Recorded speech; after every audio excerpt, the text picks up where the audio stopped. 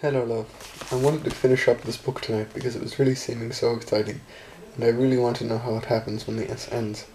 So, without further ado, in a cozy, soft bed-like environment, Chapter 20, in which Christopher Robin and Pooh come to an enchanted place, and we leave them there. Christopher Robin was going away. Nobody knew why he was going. Nobody knew where he was going. Indeed, nobody even knew why he knew that Christopher Robin was going away. But somehow or other, everybody in the forest felt that it was happening at last. Even smallest of all, a friend and relation of Rabbit's, who thought he had once seen Christopher Robin's foot, but couldn't be sure because perhaps it was something else. Even S of A told himself that things were going to be different. And late and early, two other friends and relations said, "Well, early," and "Well, late," to each other in such a hopeless way that it really didn't seem any good waiting for the answer. One day, when he felt that he couldn't wait any longer, Rabbit brained out a notice, and this is what it said. "Notice, a meeting of everybody will meet at the house at Pooh Corners to pass a resolution by order, keep to the left, signed, Rabbit." He had to write without 2 or 3 times before he'd get the resolution to look right. What he thought it was going to when he began to spell it. But when at last he was finished, he took it around to everybody and read it out to them. And then they all said they would come. Well, said Eeyore that afternoon, when he saw them all walking up to his house. "This is a surprise. I asked too."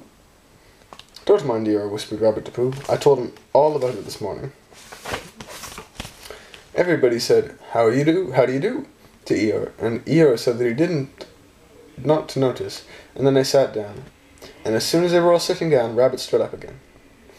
"We all know why we're here," he said, "but I have asked my friend Eeyore." "That's me," said Eeyore. "Grand." "I have asked him to propose a resolution," and he sat down again. "Now then, Eeyore," he said. "Don't bustle me," said Eeyore, getting up slowly. "Don't now then me." He took a piece of paper from behind his ear and unfolded it.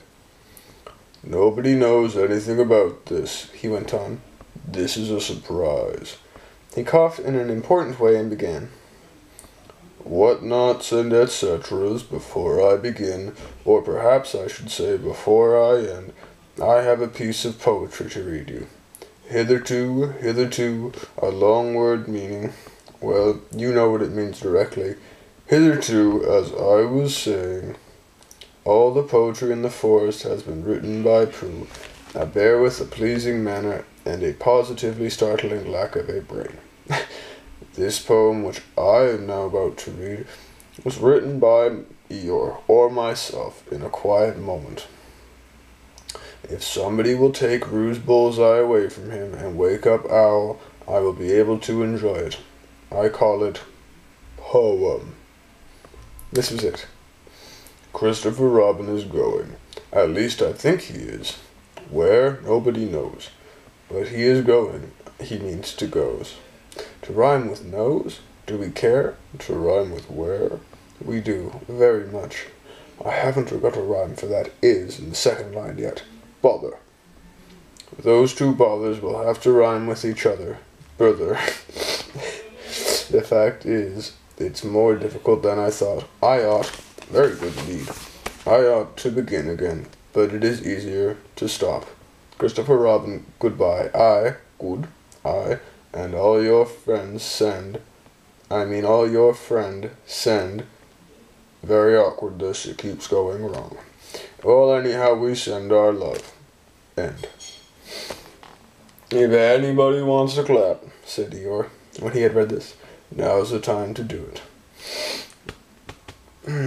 They all clapped. "Thank you," said Eeyore, unexpected and gratifying for a little, if lacking a little in smack. "It is much better than mine," said Pooh admiringly, and he really thought it was. "Well," exclaimed Eeyore modestly, "it was meant to be." "The resolution," said Rabbit, "is that we all sign it and take it to Christopher Robin." It was signed by Pooh, Piglet, Wall, Eeyore, Rabbit, Kanga, Blot, Smudge. They all went off to Christopher Robin's with it. And here are the pictures of them all. So there's Pooh signing. And there is Owl and Piglet. and Eeyore, and a rabbit signing on Eeyore's back, and Kanga, and a Tigger with Blot, and my favourite is Roo with Smudge. My goodness. They all said hello and felt awkward and unhappy suddenly, because it was a sort of goodbye they were saying and they didn't want to think about it. So they stood around and nudged each other and waited for someone else to speak, and said, "Go on," and gradually Eeyore was nudged to the front, with the others crowded behind him.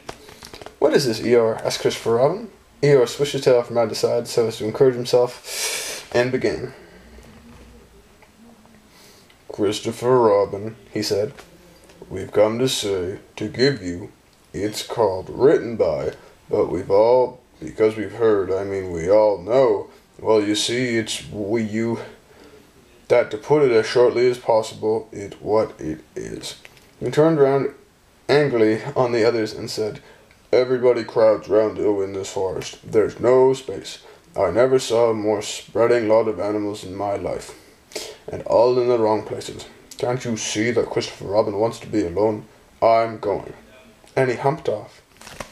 Not quite knowing why, the others began edging away, and when Christopher Robin had finished reading a poem, he was looking up to say thank you. Only Pooh was left. "It's a comforting sort of thing," he said to have. Christopher Robin, folding up the paper and putting it in his pocket. "Come on, Pooh," and he walked off quickly. "Where are we going?" asked Pooh, hurrying after him, and wondering whether it was to be an explorer or what shall I do about you-know-what. "Nowhere," said Christopher Robin. It's not done yet, but here's a picture of Christopher Robin looking at all the animals. Alright, Christy, I'm going to continue this tomorrow, but sleep well, Christy. Keep calm. Find a llama carrier, and I will talk to you very soon. I love you dearly, Christy. Sleep well, vegan lad. I love you.